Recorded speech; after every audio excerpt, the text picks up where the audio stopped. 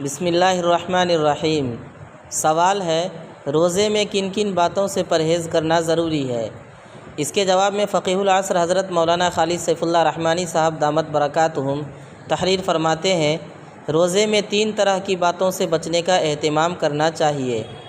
اول یہ کہ جن سے روزہ ٹوٹ جاتا ہے، جیسے کھانا پینا، بیوی سے ہم بستری کرنا وغیرہ۔